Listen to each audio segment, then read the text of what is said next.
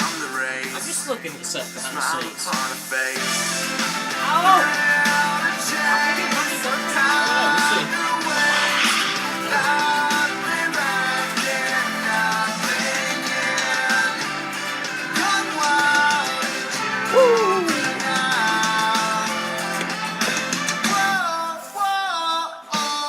Wow, that song. Ferguson. I don't know about you, John, but I really dig it. I respect a man that'll wear a pair of sunglasses at night. He's a man after mine own heart. What's he got on? Some Chucks over here? This shoe wear. I don't know if you probably can't see it through the webcam. I should be sharing my screen. But I can actually see it pretty well through this. And then this tape deck on this on the skateboard. Tony Hawk's Pro. Josh Ferguson's Pro Skater over here. And the soundtrack is just Josh Ferguson music. Someone needs to mod that. Dude, there was a lot, actually, like, looking back, there was a lot of good music on those Tony Hawks. Yeah, I know, man. Those were some great songs. Dude, I remember just playing the demo. Just playing the demo to, like, Tony Hawk's Pro Skater, and they had that fucking Primus song, which I wasn't a fan of, but I tolerated because it was in South Park, and it was still listenable, you know? But, yeah, they're a weird group, Primus. Oh, man. I've never really given them really the time of day, honestly. Really, I never have. I've always just seen their music, like, on South Park, and like I said, like, their fucking intro to that. But, like, I actually watched one of their music videos, maybe, like, a month ago, and the shit pretty much, it scared the fuck out of me. There were some weird-ass music videos coming out of the 90s. 9 Inch Nails, Marilyn Manson, Primus. It was a different time, man. It truly was. Of course, now you can do all that and worse on the internet, but it's not quite the same. Crazy as hell, man. Ooh. Perky. Perky. Black Eyed Peas and Perky. Well, as much as I fucking would love to continue listening to this song. There you are, John Witt, everybody. Look at, got some, what are these things? Can you show us what those are? You're like this floating, you look like a neon sign, kind of. That's always what I've wanted to be, was a neon really? sign. That's a good thing to be, I think. I wouldn't mind being a neon sign myself. Yeah, they're just, Halloween season, they're selling a bunch of, like, glow stick BS, and there were 2 pair for, like, 98 cents, so I figured, why the hell not? You know that shit's gonna be in, like, the next Kanye music video? I think it's already been in a Kanye music, like, I really do. Like the glowing sunglasses frame, that sounds like something that old Yeezy would do. Jesus! And just, I don't know, man. Ferguson, to bring it back to Ferguson, crazy enough, Ferguson actually, Charles and him did a fucking music video like that. If I can actually pull it up through the YouTube search in the Facebook Messenger, which is horrible, by the way, I think. Oh, yeah, there's a lot of curated results on that one. Yeah, very curated. I mean, fucking shit. Yeah, we don't want you to watch these videos. Watch this one. There's Ferguson. I wish I could remember the name of the song. I can't remember any of the names of your songs, Josh Ferguson. If you're fucking out there. If you're out there listening, offended right now, want to kill me. I just can't remember them. God. Anyways, I want to... Now, it's driving me crazy, John. You're going to have to change my mind. I keep thinking about that fucking Ferguson video that I can't fucking find, dude. Well, I mean, like, also, once again, if you went straight to YouTube, you might have better results. You know how that messenger search shit goes, man. Yeah, they only give you, like, 2 suggested videos, and then the rest are mildly related to what you want. You typed in the search bar. You like music. This is music. It's like, first of all, I see a picture of Cardi B, and I will not have that phrase used to describe her. Oh, my God. I'm not the biggest Cardi B fan. I don't have much good things to actually even say about that hoe. You know that hoe? Cardi B? Coronavirus. Did she actually say that? That like sound bite you hear is her. I've been wondering, man. Coronavirus. But there was like some tweet I remember they was talking about some backup dancer. I'm probably getting this story all wrong, but it was someone had close association with Cardi B, and they were in like one of her music videos, and the dude was talking about how much her twerk wind smelled. Like he was talking about, Oh my she God. smelled terrible. So I guess when she was on twerk wind, yeah, twerk wind, dude, the fact that you could like put a flag in that word, I've never heard twerk. Dude, twerk when I buy a horse, that's what I'm going to name the horse I enter Twerk into the wind. Kentucky Derby. Twerk wind, twerk wind. It's actually kind of I'm telling you, that's a winning equine right there. It's a goddamn beautiful name, twerk wind. Don't disrespect it. Do you know what? Fuck it. I'm gonna name someone's firstborn child Twerk Wind. Twerk wind. Oh shit! I did not mean to do that. I was actually trying to find it on the thing. But twerk wind. I want to get twerk wind sounds tattooed across my stomach like a cholo gangster. Let's just say like twerk wind Rothschild. It's kind of got a ring to it. I could see. Oh dear God! I could see that being the Antichrist king of the world. Twerk wind Rothschild. You see, it was pretty third, funny. even though they're not a third, just add a third on there. The third, yeah. Well, the third was technically the first, so you're the third, the second. Yeah, just like, hey, you hear me twerk wind, make me proud. That makes sense. Go figure out how. This is it. This is the video that like your glasses reminded me of. Let me see if I can share my screen. I had to find it. Dude, that's the only thing. Damn, that's the only thing.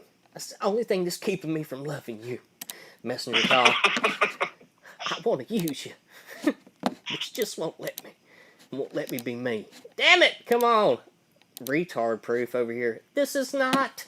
Okay. Let's see. Share screen. This was the Ferguson video. Actually, how is this running? I'm curious. Fucking got a desktop PC donated to us by Benjamin Forbes. Benjamin Forbes coming through for the show. Thank you, Ben. Thank you, Ben. Thank you, sir. I remember the one funny thing about Ben, dude. How much he loved a particular movie. And it's not a movie you would hear people like particularly liked, you know? But, believe it or not, what's the name of this? It's 30,000 miles. Am I off here? 30,000 miles to Graceland? What is the name? Oh, 3,000 miles to Graceland. 3,000 miles to Graceland? 30,000. Y'all live in New Zealand? Yeah, I was going to say, you're getting to the east from the west if you're going that long. Let me see. Am I sharing my screen right here? On your end? No, it's turned out okay. I'm fucking up really bad. Let me see. Damn it. And my throat. Okay, there we go. Window. This is the one. Finally figuring it out. Putting 1 and 1 together. It equals 2. Pass me on to 2nd grade. I figured it out. And it's not sharing. Is it sharing a window? Okay. Yes. Okay. Like I said, special ed over here. I graduated at the top of my class, though, in special ed. The fuck it. I came in 2nd out of 1. Damn. What a weird drop. That was awkward, I feel like. I mean, just for me. It's like we're talking about that, and then all of a sudden you hear the synthesizer red music. You know, it's like, damn. Tones of one Mr. Josh Ferguson. You're like, damn, that was cold. That was cold. I think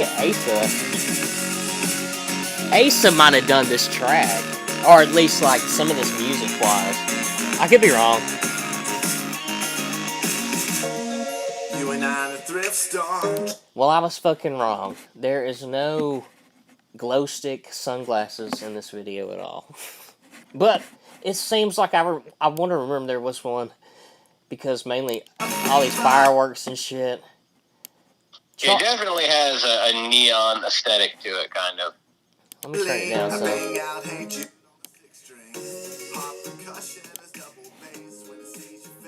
I guess that was it. The glow, the fucking color changing, glow in the dark, whatever, tambourine. And the sparkler. Yeah, the sparkler. That's pretty cool imagery, man. I think though, like the fucking fireworks going off behind them, the shaky cam, a bubble The machine. smoke, all that good stuff. Where'd they fucking borrow the bubble machine from? I've never. I would be like so wary of somebody if they told me they owned a bubble machine. I'd say, "What the fuck is wrong with you?" That's one of those unwritten rules. No one owns bubble machines. They only rent A them. bubble machine. Yeah. You got to do it like that because there has to be a record of like who fucking has one or is willing to use one. Really, because what kind of sick perv gets down with the bubble machine? It's fucking crazy. Chloroform sold separately. Shit. The rave rape scene. Right when you say that, I see a fucking bunny head pop up. That's what it is. Fucking. I mean, as an image alone, it's pretty creepy. Jesus Christ. I feel like my eyes are wide shut over here. Yes, yeah. This is almost like a weird Alice. I mean, this chick right here reminds me of an Alice, and then we got the White Rabbit. Are you serious? Josh Ferguson is that? It's got some weird imagery. This video. It's kind of cool though. I think fucking they did a good job. Really. Ferguson's got the Freemason pants on. Look, if I was one of these YouTube decoder guys, I feel like. Wait. Black and white check is a Freemason pattern now? Or Freemason imagery? You're trusting me, a fucking certified retard. Fair enough, but that's just like, isn't that like the symptoms for COVID? Doesn't everything just end up being that? What, Josh Ferguson's? So now black and white check pattern is fucking, now it's a Freemason, like, oh my god, Jesus Christ. I want to say it was. I want to say it has something to do with Solomon's Temple. As crazy as that fucking sounds. But, like I said, going off my memory, which has been Biden-esque, you know, at least in the freaking last 2 or 3 hours talking to you. Wake up. Wake up. Joe Biden. Dude, I don't know if we could find that. I would actually love to watch that. I would love to watch that video. I don't know if Josh you Ferguson shared it. The Freemason Josh Ferguson pants. This motherfucker is 33rd degree. Confirmed. Ferguson. Mason. We've just busted you, Ferg. You're a fucking Mason. Get the fuck out of here. Dude, what about fucking the fact that George Washington even sent, or I don't know who he sent it to, but I know he wrote a letter telling his other Freemason buddies, hey, y'all, you need to like really watch out for this one group called, did he call them the Illuminati? There's fucking Washington letters from back in the day, man. Of him talking the about Illuminati, if it because I want to say that it has roots at about that time, but if it existed back then, which it almost certainly did, it was not the same thing, because all Illuminati, I can't remember what language that is, I mean, but I think that just means, like, those that can see, the illuminated. So that wouldn't be, I mean, now it's pretty nefarious, because we have fucking, you know, the whole, just like, I don't know, nanny state, deeps, whatever the hell you want to call it. Well, but back then, it just would have been influential people. Well, I get wary. There I go, using that word again. But I get wary of people that are talking about, oh, I can see things. I see, like you said, the illuminated ones. Someone to say that, I would say, you elitist fuck. Yeah, what the fuck do you see? That is fairly, because at best it's delusional. At worst, it's genocidal. Whatever it is that you see, you know, I mean, it has to be, like, unholy. You know, what the fuck is it that I don't see, you know? It's got to be something anti-human or something nefarious, because that's, to me, that's what I see. It's like, oh, I see things different. It's like, oh my god, you see things fucked up. I mean, I wouldn't say that it has to be something nefarious, but I would say, if something nefarious were to come, it would come from a group of people saying, I have seen things that you can't. Let's see. I think I might have found it. But it is from a Reddit fucking thing, too. George Washington discusses Illuminati in 1978. What if I just read it like that? In 1978, George Washington wrote a letter seeing Justin Bieber with his hand upside down like this and this circle over his eye. It's the They're dressing up like reptoids in Alex Jones's basement. It's the it's the Eye of Ra. Every one of these celebrity fucks is a demon. I've got the documentation. There's so many fucking conspiracy videos on YouTube. It's kind of funny and also kind of scary. I can see why they're trying to say we need a January 6th commission. We need to know what these people were talking about because they scared the shit out of us. Well, it's just like, I mean, let's see. What's the January 6th commission? I don't think I'm familiar with that. Oh Lord, it's Nancy Pelosi's witch hunt. Really, is what it is. Oh, good Lord. Yeah, it is just straight. You're looking for Nazis. Yeah, it's the Nazis that you don't see because their narrative didn't happen. That's the only thing I can think. That whole narrative, I hate the fact that people call it an insurrection is insulting to me. It's like you thought that was an unarmed insurrection? What the fuck? I mean, I'm not gonna say that we were doomed to fail. Is impossible. I'm just saying that's pretty contradictory. I guess you would have to be civil. It was a peaceful, unarmed insurrection. Like, what is that? A protest? Yeah, really. I mean, just using that phrase. A protest. If you're talking about, like, what do you mean when she refers to the January? She means like that whole thing with the Capitol, right? Yeah, I think so. And I want to say she's got some kind of a guy working it. Like as far as I don't know what this dude's doing, but he's the dude that ran the gun confiscating operations when Katrina was like ruled a natural disaster or whatever, or a FEMA emergency. They went neighborhood to neighborhood. He led like a platoon, troops, whatever, the army, to fucking get everybody's guns. Because I guess it was like a martial law declared. I don't remember much about Katrina. Only thing I remember is fucking Kanye freaking out Mike Myers. Oh my God, the look on his George face. Bush like, don't care about black people. Is that what he said? I'm just paraphrasing Jesus, everywhere. you can just see the horror on Mike Myers' face. It's funny now, too, because what we know about Mike Myers now is not related to what we knew about him then. So to see him now, you're like, damn, dude.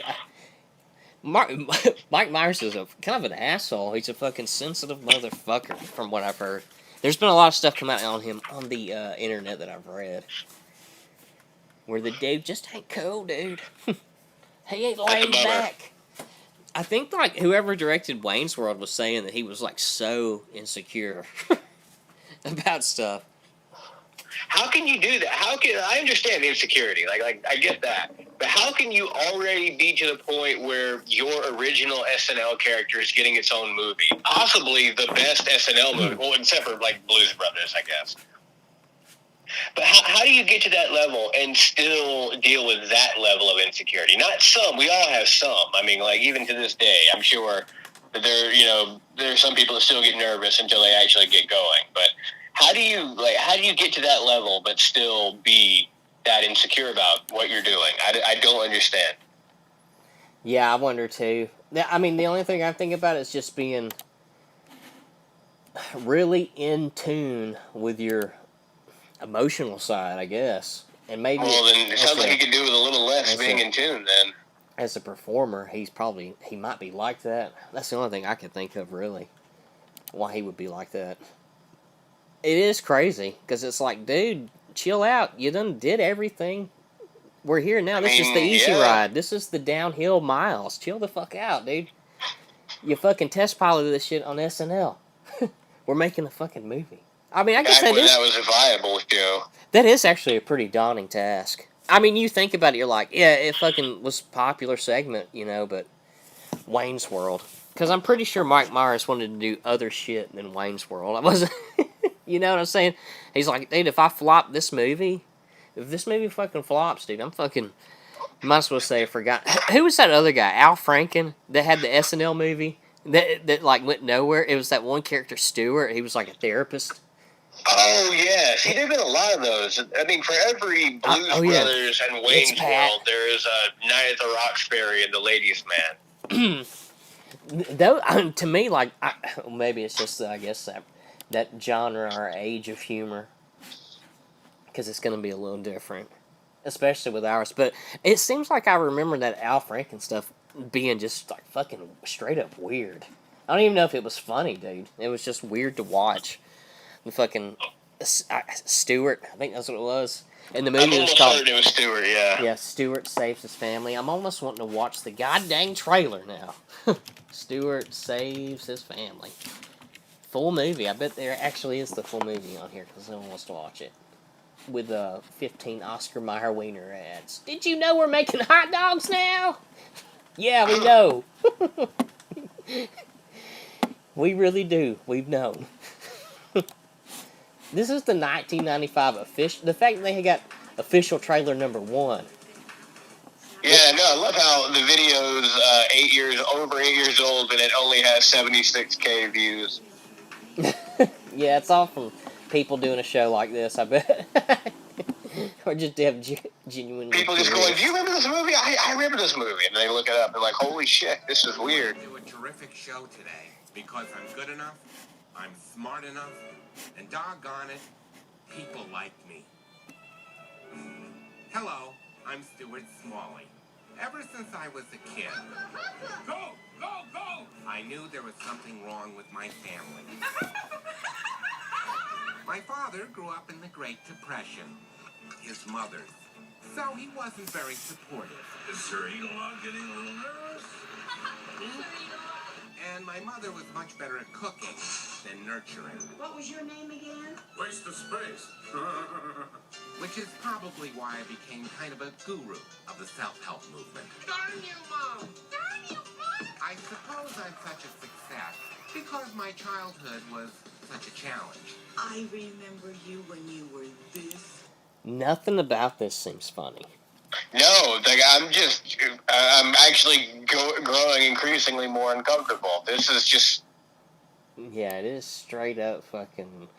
I don't even know what to call it, honestly. I think maybe this was like proto-cringe comedy. Yeah. Actually, you know what? No, I don't even know why I threw proto on there. Cringe comedy is not anything unique or new. This, though, man, it's like... Just even his... Look at this loud-ass sweater, though. That's it. That's a loud-ass fucking... I want one of these sweaters, dude. That's actually kind of amazing, man. Yeah. I mean, look at the layering in that. That is a badass... That is a badass sweater. I want to see it again. Look at how fucking loud it is. Good enough. I don't even think Cosby had a sweater this fucking loud. No, look, that thing has got dimension. Look at it, man. Like, that's a 3-dimensional sweater. Who's that dude that does all the Tool albums? Alex Alex Gray. Alex Gray. He designed the sweater. Yeah. It's an Alex Gray sweater, dude. It's an original. But everything about this just seems like some fucking cliche-ass fucking genre fucking bit. I don't know. I can't even... It's hard to... Even like just the way he talks. I mean, this is kind of early. So, 1995, I think it said, you didn't really see some guy just coming out and being like, oh, hi, what's up? I'm Stuart. Just stuff like that. I mean, just... People thought this was funny. I mean, I guess... I don't think they did. You don't... They probably didn't, because no one's seen I was it. about to say, like, I think there's a reason why this movie trailer is nearly a decade old and has less than 100,000. I think people saw this and were like, I'm not ever watching this again. Yeah, I think if I was an investor on this movie, like, I would be at the set every day, just causing complete and utter hell, because how shitty it looked, and I would want them to know that you wasted my money. You wasted it. You know how much cocaine I could have bought for the amount that it costs to have that sweater made? $75,000. The sweater's all that I can keep from this. This was just That's a where waste. most of the budget went, was the sweater. But it's almost like, was this sweater worth that $150K? I wonder how much this movie even cost to make. Was the sweater worth the $150K? Yes. Was the film? Absolutely not. It makes me wonder, because you're like, all that money they spent making this ridiculous movie, they could have probably fed some homeless people. A lot of them. Dude, they could have wiped their ass with handfuls of $100 bills and it would have been a better use. This would be, even if he was a fan of Stewart, which I can't think of anyone that could be. And I don't. It would scare me to find someone say, "Yeah, I really like Stewart on SNL." I've never met a person that said that. I could see like that character being, if there was any chance at him being mildly amusing, it would be in a skit format. Something that's going to have, something in front of it, something behind it. It's just like a quick little 5, 7, 8, however long he would get for that bit. I cannot see him carrying because I guarantee you, even with credits, this movie is not 90 minutes long. I guarantee, even with credits, probably like 84, 85. But I'm I don't know why you would. I don't know why you would want that. Even as a fan of Stewart, I don't know why you would want that. Well, that and just to be a fan of Stewart, but like you get a story about his family. I mean, maybe you want to know that about him. Maybe you're into that self-help aspect of it. It's kind of funny. Just the whole self-help guru thing is kind of innately funny, I guess, because it's something I want to just snicker at. I need a guru. I need someone to show me how to live. Like Diego Sanchez. Fuck that guy. Not Diego Sanchez, but Joshua Fabia. Joshua Fabia. Dude, fuck that guy. Seriously, that guy is evil. Yeah, that dude is a piece of work. Very strange motherfucker. And even there's a video, I think it's MMA on Point Extra or something like that. It's their second channel, and there's a video about like a 25-minute video about Diego Sanchez and Joshua Fabia. And at first it was kind of funny, and you can meme on him a little bit. But now it's like, dude, this guy is a genuinely like I hope he hasn't ruined Diego Sanchez's life. Yeah, I think he's like broken away from him actually now, which is good. Oh, yeah, well, that's how abusive relationships go. They always leave at first. I'm hoping that he stays gone. Yeah, I've never really seen like a hanger on, at least with that dude. And it's so weird that he fucking ensnared someone who I guess he's not as mentally tough as I thought, but someone like Diego Sanchez, who, when pushed to the fucking limit, physical wise, the dude just doesn't stop. He's a barbarian, man. Yeah. He's terrifying. Yeah, the dude getting his ass kicked, he will not stop. Which is a pretty amazing trait to have, really. Go down swinging. Go down swinging. Like the whole time. Like, if you are conscious, you are fighting. But see, Diego's had a couple of run-ins with what you might describe as charlatan types. There was also a dude that he hooked up with about a decade ago or so that was professing stevia as a wonder drug. Dude, I wonder who the fuck that was. But here's what I love about this Joshua Fabia guy. He is the founder of an organization called the School of Self-Awareness. Yeah, that's just fucking hilarious. No, I love that because you want to talk about it does not get more ironic than that. Like, I just don't think it does. I mean, this guy is proposing to teach anyone about Here's the self-awareness. Yeah, it is pretty funny. I'm gonna put this on mute.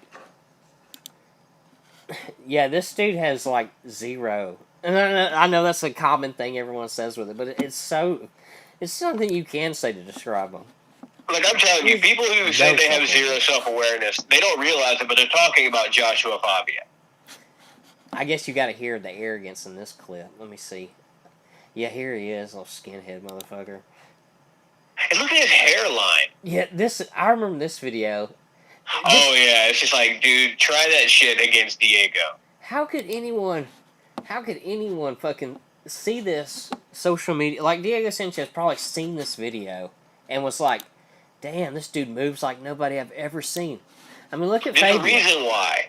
It's because that movement will do nothing but get you rendered unconscious. It don't even seem like it's that impressive though to me. I mean, watching No, this. it's not. He's walking around a banana bag. I don't think that's a banana bag. Just a long, heavy bag. It's so It's just- ridiculous, dude. It's so retarded. What the fuck is this? Oh, that's when he talks about balls and throat. Oh Balls shit! and throat. Yeah, I gotta have the sound for this shit. Balls and throat. You understand? It's done. Do you understand this stuff? Okay, pretty simple. Balls and throat. Balls and throat. And that's great to be if you're Dude. an MMA coach. Joshua Fabia reminds me so much of Luka Magnotta. Do you remember him at all? He was That name sounds really familiar. Luka Magnotta's like one of the very first like lip readers theaters that I ever did, like on the old channel. But yeah, he was this fucking Canadian wannabe model who had all this plastic surgery and shit like that. But he hooked up with some dude on like Tinder and fucking recorded a kill video pretty much. Okay, that took a turn. Yeah, but he reminds me so much of Luka Magnotta. Yeah. That's not a good thing. I mean, I gotta play fucking. Just watch Fabia right here. Just watch how he talks. Well, balls and throat after that. Damn, my throat hurts. That's because Joshua Fabia fucked your shit up.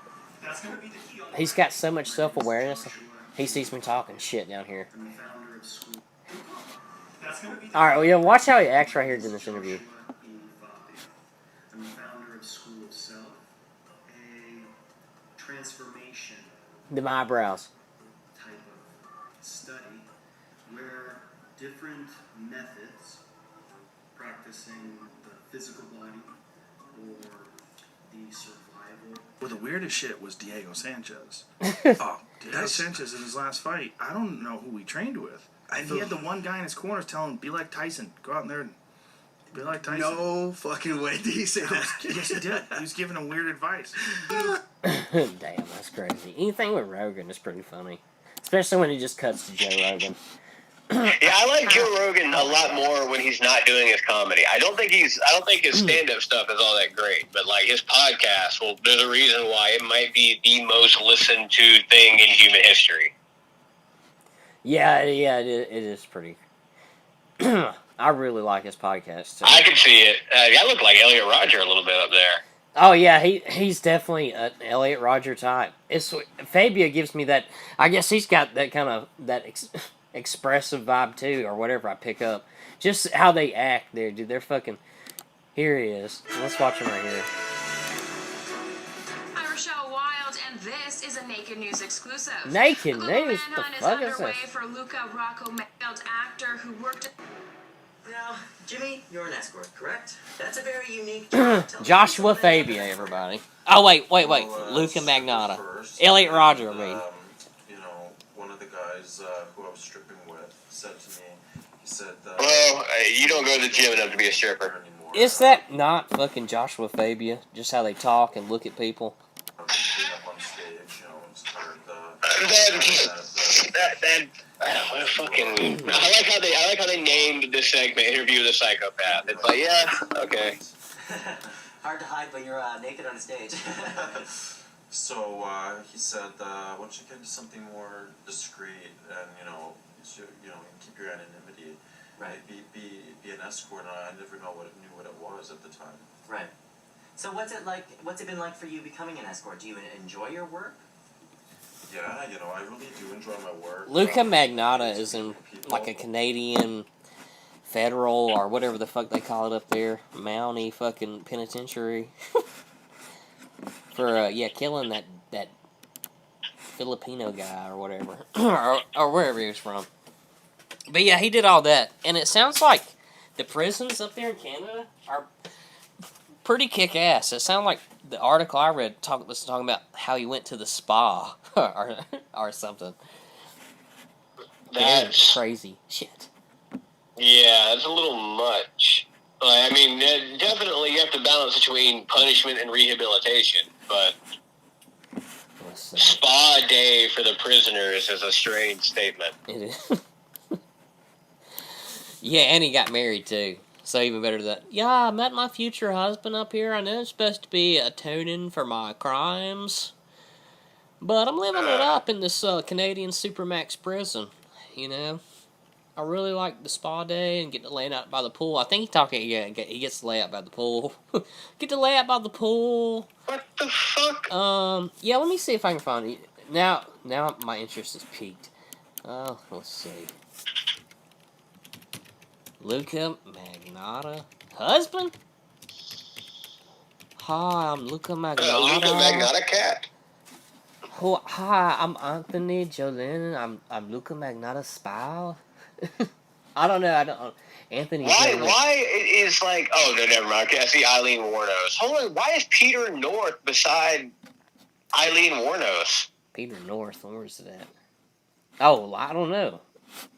Peter North, isn't that a porn star? Yeah. I mean, like that's. I mean, say what you want about porn, but I'm not going to equate a pornographic actor with a murderer. Not unless they murder someone.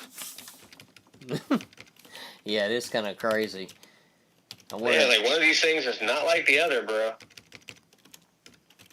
Crazy. And then strangely enough, the first two were like the same people, just with a name to it. That was weird. It was all weird. My fucking Freemason Josh Ferguson. There's fucking stripes, black and white. Damn, dude, my throat is fucking hurting all of a sudden. I was like, I got fucking strep throat automatically. Let's see. Luka Rocco Magnotta is a Canadian murderer now serving a life sentence with no chance of parole for 25 years. At Port Cartier Prison, Quebec, for his 2012 murder, born as Eric Clinton Kirk Newman, he started his career as a stripper, a pornographic star, and an escort. I don't want to read any more of that. Yeah, I want to see his life behind bars is absolutely surreal. Let me see. It's been years since the tragic and untimely murder of John Lynn. For the story of his brutal death in prison and popularity. Again, since they're... Oh, damn. Netflix says Don't Fuck With Cats. Hunting an Internet Killer. I didn't know Netflix did a movie about this motherfucker. Where's Luka Magnotta now? On a YouTube channel? Now, oh, no. No, okay, somebody else, alright. I was trying to figure out where it was where it's talking about him hanging out by the pool and getting married. Yeah, go back up. In 2017, he was getting married. What the fuck? There was one that said that there was like a dating site for Canadian prisoners. Shit. I could not have read that correctly. You probably seen it. I could not have read that. For the love of fucking God, please tell me I misread that. Oh. Down. Nobody has been able to talk to him in years. The Toronto Sun was able to gain access to some letters that he's written, as well as some photos of him. From the sound of things, his time behind bars hasn't been all bad. In 2015, he signed up for an inmate dating website called Canadian Inmates Connect. That is fucking crazy, John. Did they fucking have he's on there fucking on a criminal... Canada! What the fuck, dude? Dude, seriously, Canada is like looking at California and go, hold my beer. You can fucking he killed somebody. Fucking cut him up, fucking mailed him off. And so, okay, so you can do that. That way you can then get thrown into what sounds like a high security summer camp. Yeah. Where you can... Yeah, here it is. Luka Magnotta is off the fucking market. To have your... Dude, fucking Trudeau, man. Yeah, that's who I blame too. I've seen some funny videos with him, man, where he'll go to shake some guy's hand. Goddamn feminist. Yeah, dude, people throwing rocks and shit at him. 2. The pair tied the knot. So Luka Magnotta got married, according to iHeartRadio. This is so crazy that this is their reference. iHeartRadio. iHeartRadio is I was supporting. thinking the exact same thing. I was going, has anyone ever sorted iHeartRadio as a source for anything? That and the fact that they're actually covering Luka Magnotta getting married on Canadian Inmates Connect. A Canadian Inmates Connect success story. You've heard of him? He killed some cats. He killed that guy and mailed him off. Parts of him. Well, he found love. He wouldn't have done it without coming here. That makes me feel so much better. There he is. Joshua Fabia's cousin. He looks like Seth MacFarlane on... He has worms. Oh my god. Like a Seth MacFarlane that spent 15 years dragging his ass across the carpet like a dog. Damn. Yeah, I can kind of see it a little bit. I'm sorry, I cannot... Seth MacFarlane. I'm still trying to wrap my head around. Hairline. Or he looks like Norm Macdonald after 84 surgeries. Yeah. That's pretty good. That's it. Yeah, that's good. He's Norm Macdonald's sister, the transition. Oh my god. That's it. That's fucking brilliant, dude. He's Norm Macdonald if he was repeatedly sodomized with a Ken doll.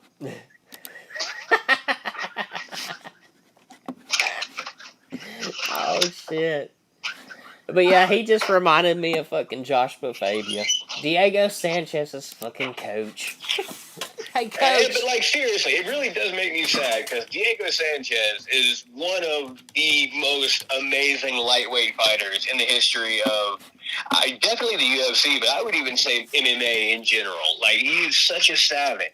And then he hooks up with this guy that's like clearly a predator. I mean, it's one of those situations where it's like, how everyone else sees this. Like, it seems like the only person that really at any point liked Joshua Fabia was Diego Sanchez. And I don't even know if liked is the right word. I would say, like, meaningfully interact with. It's just, I don't know. I wish it wasn't anybody, but I definitely wish it wasn't Diego, just because he was such a savage. Oh yeah, and he's kind of an OG in a way. Oh yeah, I mean, he was on The Ultimate Fighter season 1. I think that's what kind of hurts the most, you know, because he's managed to stay relevant. The motherfucker was a real Ultimate Fighter, you know. Yeah, back when that actually meant something. And yeah, that motherfucker beat like Nick Diaz too, didn't he? I don't actually know off the top of my head. I mean, it wouldn't surprise me. He's the kind of guy that would be able to beat a Diaz, just beat the shit out of him. Yeah, just him in that fucking wrestling fucking background. Because I want to say that's how he did it. He used wrestling and just fucking was tenacious, like he used to. I mean, that's a very smothering style. Like Khabib Nurmagomedov was very fond of that, like sprawl and brawl, just do not let you breathe. Kamaru Usman's another one that's like that. They're just on you. Chael Sonnen. I used to love watching Chael Sonnen's fights, dude. Because, like, he had that wrestling style, but he was also really active with it. Yeah, he would not let you breathe. Another one, maybe the most smothering fighter in the history of the UFC, and he's not really a wrestler, but Max Holloway. Oh my god, dude. When he fucking... I think it was when he fought Brian Ortega. Yeah, when he went Ultra Instinct, Super Saiyan God, Super Saiyan. I mean, he was fucking just like... lighting that motherfucker up, dude. And also credit to Brian Ortega, because that dude took more significant strikes to the head in that fight than I think Anderson Silva ever has. Yeah. I mean, like, it's an insane amount of punishment. Like, it really is. If the doctor had stepped in, I don't think a lot of people would have been too upset. Because he was just beating the shit out of that guy. Yeah. At one point, he, like, grabs his hands and holds him up while he's still punching him. He's dodging blows while he's talking to the commentary team. Oh yeah, It's like yeah, weird flex, but okay. Yeah, he was telling Joe Rogan when he was gonna finish him. I think, if I remember right. It was really, really impressive. Like, sincerely, I mean, even Max Holloway at the end of the fight was like, "Yeah, I mean, don't get me wrong, I did pretty good, but let's not forget about him." Like, you know, Brian Ortega took a metric shit ton of ass whooping in that fight. That motherfucker's pretty tough. Like, he put the fucking Korean Zombie. I kind of hated to watch that fight. I really like the Korean Zombie. I always sucks to see him lose.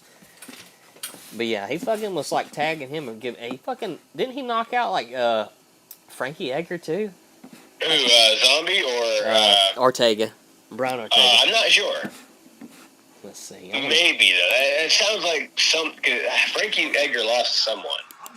Oh yeah, he's lost a few times here recently. I know, but as soon as I said that, I was like, that was a really stupid thing to say, John. Nah. No, I mean, it was maybe that. It was just like, yes, he has. Congratulations. Maybe he's noticed obvious things, obviously.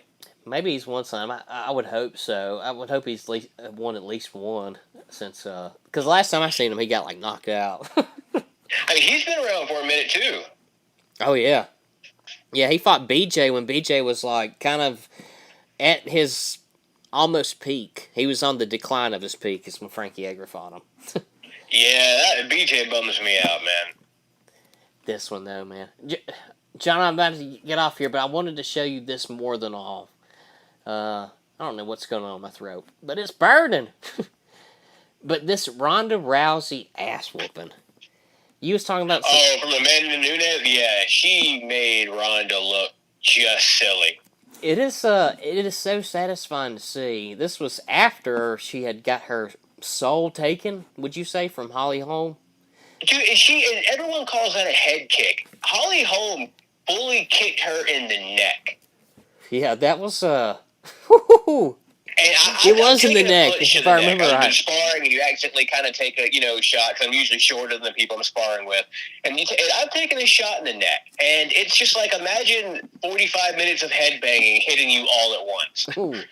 Like, it's just like, because it's such a weird, because your neck's tense. Like, oh my God, yeah, that one. But yeah, this ass whooping is after the other ass whooping. Yeah, that's what's so even more tragic about watching this. But when I watch this video, I'm fucking like hypnotized, dude.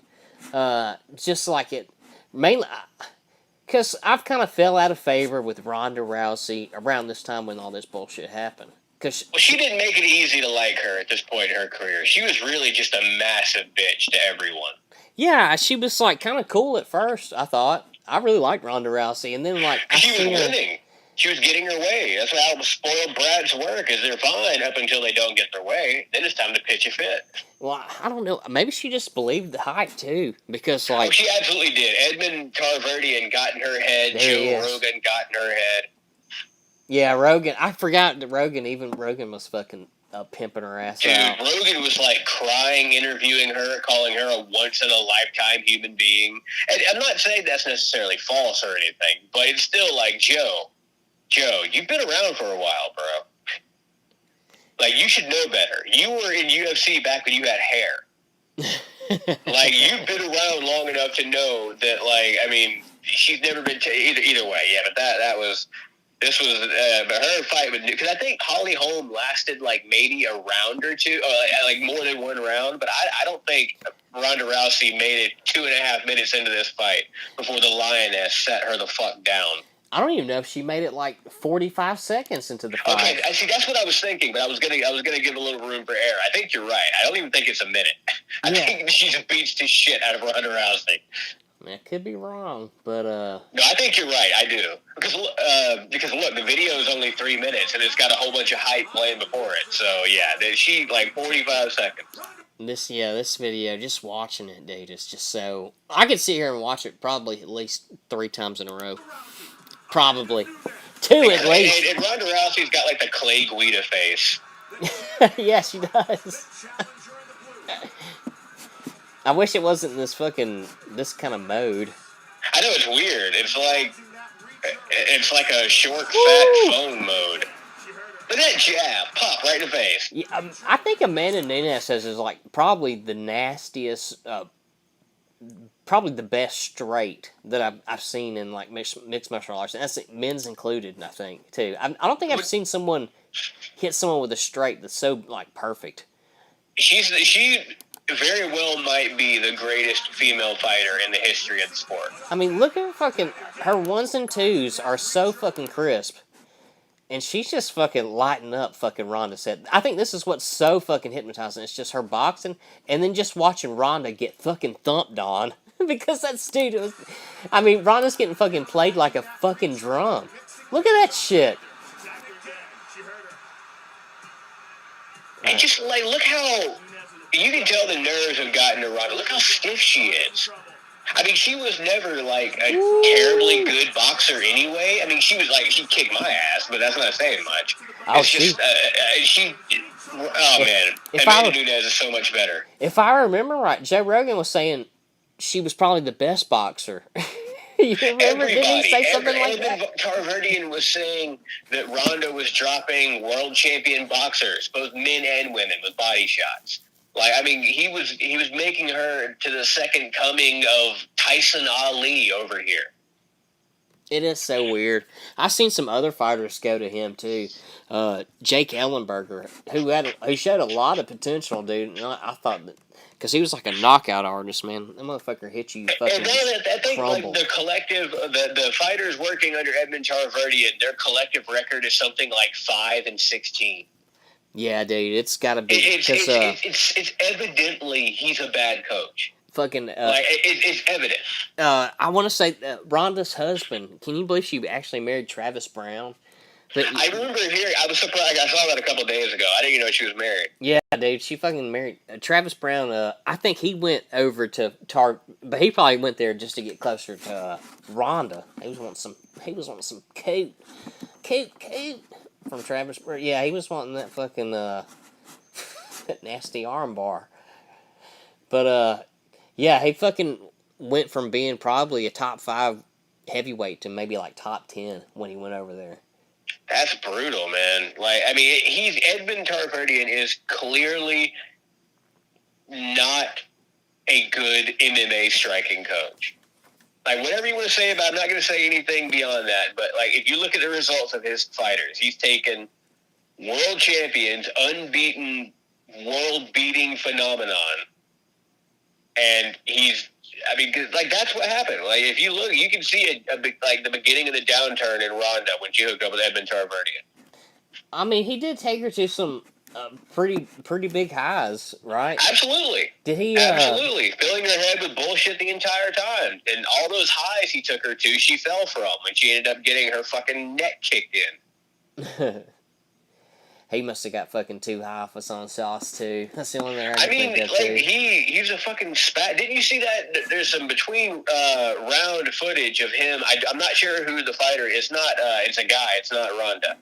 But he's just like screaming at him, and he's so worked up that he's blown his voice, so he ends up like squeaking. It's oh my god! I fucking Edmund Tarverdian, man. He is. Good lord. I mean, he's not as bad as Fabia, but he's not.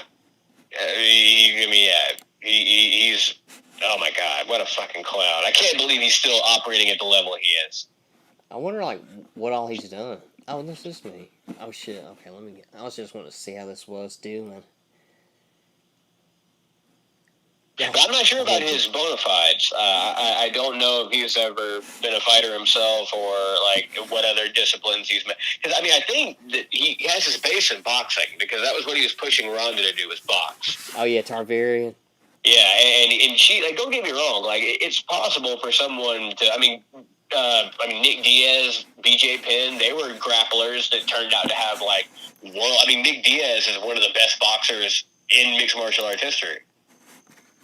So, I mean, it is possible, but, like, I mean, if you look at Ronda's skill set, she had an insanely narrow skill set. She was that one, like, Mortal Kombat player that just had this one strategy, and it almost always worked.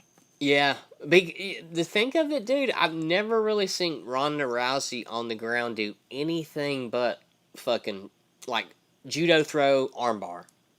Everything. As soon as she judo threw you, everything she was doing, no matter if she got your back, it was just to try to set you up for an armbar.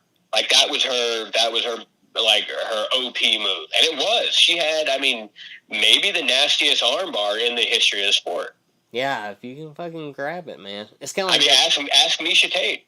them and Miesha Tate. Yeah, That's the one whose arm she fucking bent backwards. that Miesha Tate, man, she's something else. I think actually watching her, and this is what turned me on Ronda, was watching the Ultimate Fighter with Miesha Tate and oh yeah, fucking and Clay dude, Guida. that turned a lot of people on the Rowdy one. Yeah, she fucking acting like a fucking CUNT. Yeah, she was going to Bad. see you next Tuesday. Yeah, I mean, she that was was bad, brutal, dude. man. Like that really was pain. And then she refused to shake hands after she kicked Miesha Tate's ass. Look, man, I'm sorry. I don't care how much shit you want to Oh, talk. that You first gotta one? hype the fight. I understand that. This is the fight business after all. But you have some goddamn respect. So I didn't even see that. So after this was the second fight. After the second fight, I'm not sure. I want to say it was UFC because it seemed like Miesha had the UFC Reebok gear on. I want to say it was that. Dude, yeah, I could see it because and she just walked away. She was beating her Miesha, looking all fucking crazy, and beat the hell in back, stuck her hand out, and Ronda just got up, turned around, and walked away. And there's something. That's the worst kind of disrespect. A fighter, not just like someone who is that powerful, someone who is that potentially dangerous, needs to have a tremendous amount of respect for people. Otherwise, they are going to be violent, dangerous lunatics. She and people ate it up, man. People, they did. I don't care for that shit. I don't either. I don't like McGregor's bullshit either, honestly. No, I like the Chael Sonnen because Chael Sonnen was cutting wrestling heel promos on people. Yeah, and he was always super respectful afterwards. You can tell what he was doing, but with Conor even when he and Ronda, won, you felt it was personal. With Chael, you knew after the fight he was going to shake your hand. Oh yeah, he's sportsman to the end. I've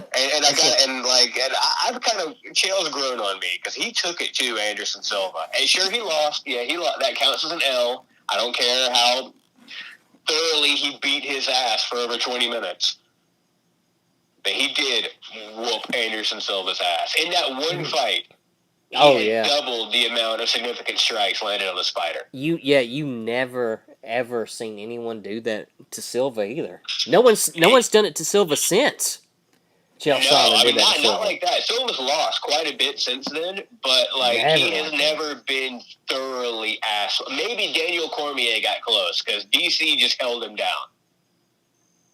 I didn't. So Silva and DC fought. I have no clue. That's crazy. It was a catch weight. I want to say it was like something like 190, 195. Yeah, and Silva lost. Yeah, I think I remember DC, first of all, was just a naturally big. You can say he's a natural heavyweight. He's at least a light heavyweight, a world class wrestler, Olympic alternate.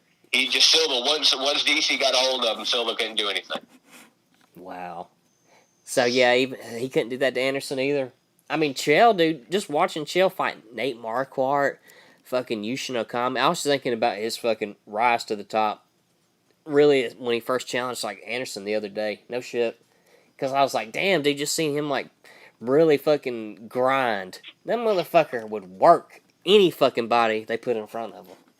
Yeah, he was an example because a lot of people complain, Dana White included, about that a really wrestling-heavy style can be boring, and I agree, it can be boring. But, because all you got to do is look at, later GSP fights. He did that whole Jackson Wink, champion strategy of beat him on the cards. Yeah, control. Using control and more than anything. Was going to dominate you. He wasn't going to play it safe. He was going to constantly pressure, not hold you in place. He was just going to grind you down. Oh, yeah. He could have done that in that last fucking round. And fucking squeezed out with the W. I think there was a part of him that he would have taken the W no matter how it came. But I think a part of him wanted to beat Anderson. Actually have the fight stop. And I can understand why. if I can remember, like, too, because I read his first book that he wrote, which is a really good book. I read it, and he was talking about, I think on that night, he might have got informed that he was about to be arrested for some kind of real estate fraud or something like that. Because he was also running for, like, a state senator or something like that in Oregon. Chael Sonnen was? Yeah, he was running for some Congress seat in the state of Oregon. And he was like getting arrested because he was also a real estate agent. There's a YouTube video, I think, of him as a real estate agent. I knew Al Iaquinta was. I didn't realize Chael Sonnen was too. Yeah. Oh fuck that Ronda video. I want to watch it. Nunes punch her in the head a few times. But yeah, fucking Chael. I want to find that. Look at this shit. Just look at how comfortable Amanda is. Just look at her. She has no respect for Ronda. Oh yeah, dude. This is like a. I don't remember them calling off that quick. It seemed like. Good God, man. I love a standing KO. What about you, man? A standing KO is just like, wow, I just got overwhelmed. Look at Ronda. She like Amanda Nunes turned her into Bambi. Let me go back. Look at her. She's still fucked. Ronda Rousey might still be stumbling around that cage. She's walking around trying to figure out what the fuck hit her.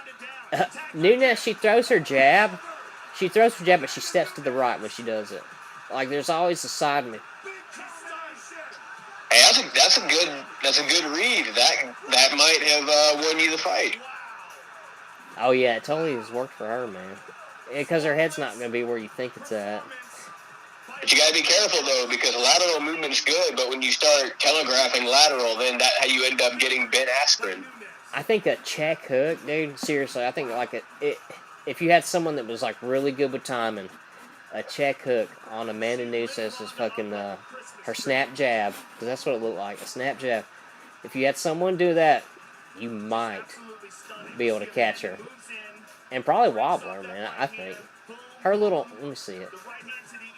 Oh, that's not one, because that's just standing squared up.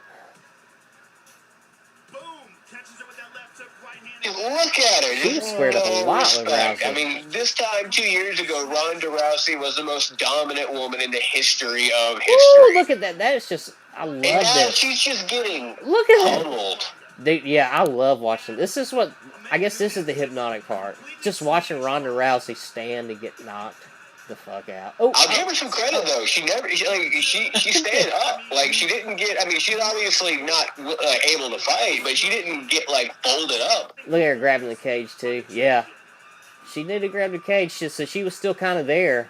Where it's like, hey, I can't fall. I gotta grab the cage. Woo!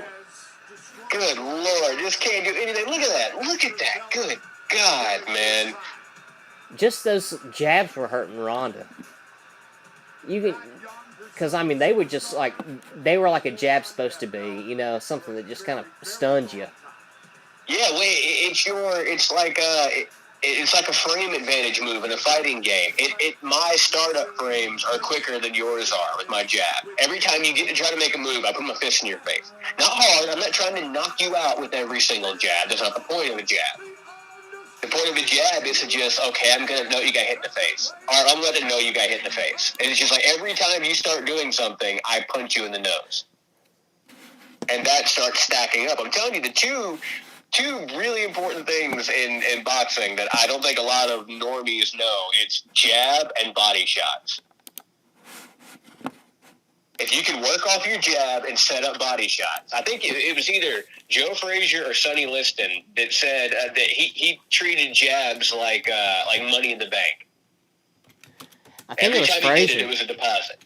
Yeah, I think that was Frazier. And then he started training you. So every time you see that like hook come in low, you flinch instinctively, and then he could snap something out. And I'm telling you, that shit works, man. Like, especially if you're tall, if you have any kind of height advantage on your opponent, they just can't do anything with it. Yeah, I want to say it was fucking Frazier, because wasn't he like a predominantly a body puncher? I want to say, I thought it was Frazier, but for some reason, Sonny Liston kept popping up, so I was going to err on the side of caution. But if I had to guess, I would have said Frazier. Yeah, if I remember. I mean, like, what, you can't do anything with that. That's not even counting a liver punch. We're not even counting that one because that's like a hard reset button. We're talking just core, just torso. He, yeah, Frazier, he was kind of like a grinder, like Sonnen a little bit. Let me see. Let's see if I can find the Chael Sonnen in real estate. Just like Cardio Kane Velasquez. Oh, wow. Yeah, here it is, dude. Let me see if I can pull it up. We'll go out on this. Let me go to... Buy a house from the bad guy. He was still trying to be the good guy, I guess, at this point. He's like, fuck it, I'm getting arrested. Sounds like a pretty good Chael Sonnen so far. Fuck it, I'm getting arrested. No, that doesn't, but... my first I am a gangster from America. Do you really want to play that game with me? Oh, yeah, dude. Just fucking, like, the interviews about Nogueira and all them. Oh, my God. Yeah, he's got a black belt from the Nogueira brothers. I feel like getting a black belt from the Nogueira brothers is like getting a free toy with your Happy Meal. And then that story he tried to tell about Big Nog feeding a carrot to a bus. Yeah, that is fucking nuts. Fucking, he had so much good shit talk. Chael P. Sonnen. The P stands for excellence. Uncle fucking Chael. Yeah. He's so fun. Oh, my God, man. He's so good. One of my favorite lines, I think he's like, hey, he was talking about Silver or something, but it was like, something was so quiet that you could hear a mouse piss on cotton.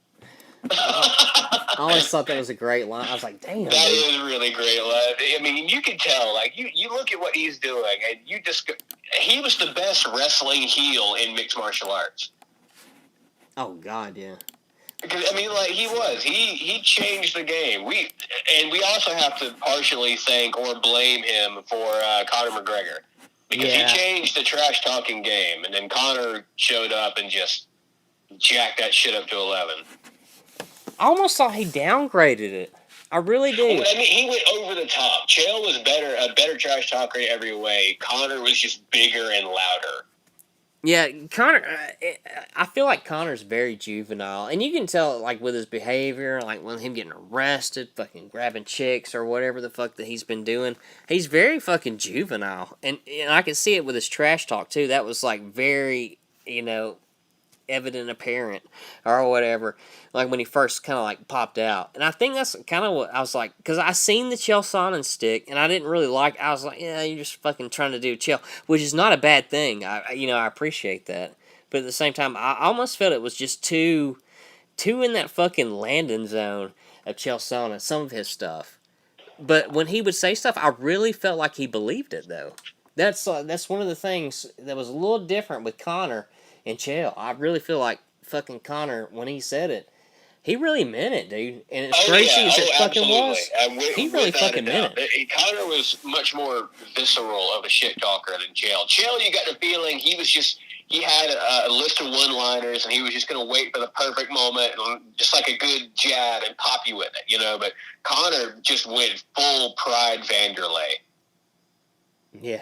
He just came in there and tried to erase you with shit talk. What do you think is his, like, most quotable line?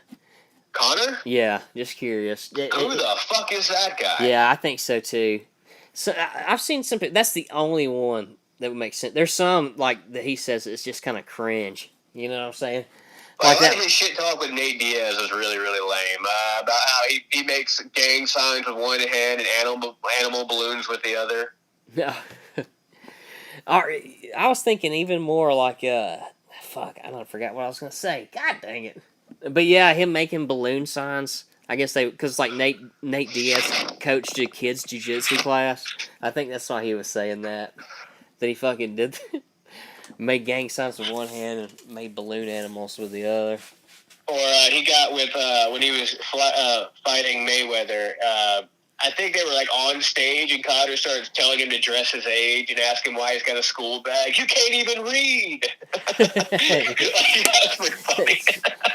I think that's fucking true too. I don't know because Conor is good at researching people. Like when he isn't just blindly shit talking you. He has an agenda. Like, you know what I mean? Like he knows he got some things. Oh yeah, I've never seen anyone get fucking Jose Aldo so upset. I want to say it was really what got him the most upset was the complete and total lack of respect for Jose Aldo. And Jose Aldo is a dangerous guy. Like, he's Oh, yeah. not someone that is probably used to getting fucked with anymore.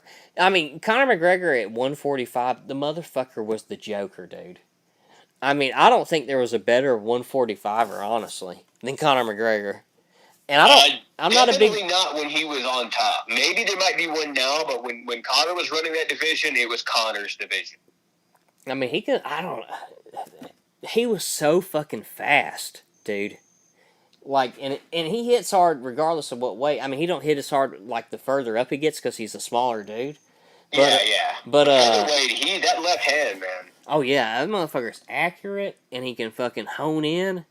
Like, especially, like, there's another guy kind of reminds me of him, but he's, like, on a completely different level than Conor. It's that Israel Adesanya. Oh, dude. As far as his striking, like, I see it, and I'm like, this dude is like a virtuoso genius. You see it where his fucking feet are placed, as far as, like, relationship to his opponent's hips and fucking think. I mean, I see the small stuff like that when I watch fucking Israel Adesanya. It's crazy. It's crazy. I never see that shit. They call him a style bender for a reason. Yeah, dude, that motherfucker's bad. And that, like, pose, that Rock Lee Naruto pose he did against Anderson Silva with, like, one hand behind his back and the other, like, that was... But then also, just to prove what I mean by the respect thing, is after he and Silva fought, he beat Anderson Silva on the cards, and then they both kowtowed at the end. They both bowed, and Israel stayed down, like, a good 5 or 6 seconds longer. That's awesome. I didn't know that. Dude, I cannot tell you how much that shit blows my hair back, man. I mean, like that, because it is all about respect. It really, truly is. Yeah, fucking, I want to say great, recognizes great, iron sharpens iron. I don't know what the correct saying would be. I mean, like, but, iron does sharpen, yeah, but that's a lie. Every time I hear that, I think of Ken Shamrock. Ken Shamrock. The Lion's Den. Lion's Den approach. I'm going to torture you. We're going to call it training. Ken Shamrock, that's another fucking motherfucker I'd like to investigate on one of these little shows or series, whatever the fuck you want to call it. Shamrock, man. Yeah, that whole family. He's a strange dude. Wasn't, like, the dad some kind of, like, fucking ran an adoption house? He basically took in boys that were at risk. Like he was the one that without. I cannot remember the old man's name, but without Papa Shamrock, there's a good chance that Frank and Ken might be in prison if they were even alive. That is crazy. I don't really the way they make it sound like he didn't really give them that much more. He gave them more structure of the lifestyle that they were kind of already attuned to. You know what I'm saying? It's like, oh, I mean, just adding structure can be like if you have nothing, adding even the most basic framework can be enough to build a life on. Yeah, and I guess that shows the importance of having that fatherly figure, or really not even that, someone who guides you, that guiding light, you know, of a person or whatever, who's just led you on that path to show you or whatever, and the fact that that's crazy that both of them found it, and both of them became to be like 2 championship level fighters. You know, Ken with his fucking shit, and then damn Frank, who fucking was probably the first mixed martial artist, maybe. I mean, from what I've always read, that's Frank Shamrock is that. Oh, Caulfield. I'm probably not even talking to John. He might not even be here. But that was fun, dude. Everybody, I want to get off here. But yeah, Frank Shamrock, I think he might have been oh, wait. Oh, yeah, you're still there. The call failed, though. No, yeah. I guess the phone died or something. It's so much louder, too. Hearing it through here. Let me see. I want to go out. Maybe we should just keep watching. Let's watch that fucking Chael Sonnen thing. But I was about to call the damn thing, too. I want to see this. I want to show you somehow. Let me go to share my screen. Stop screen sharing. Okay. I'll do it again, I guess.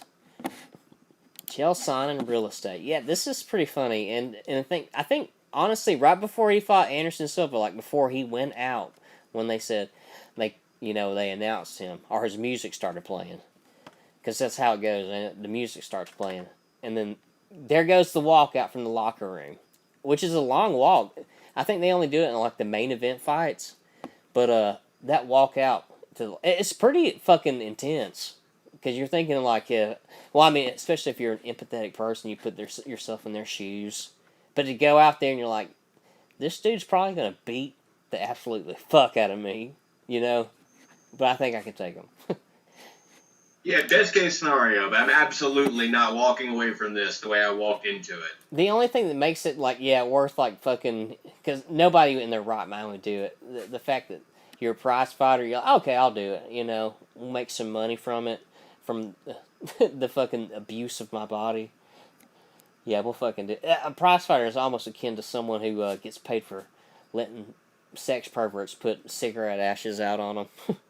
Or cigarette butts. But yeah, here's the Chael Sonnen real estate commercial.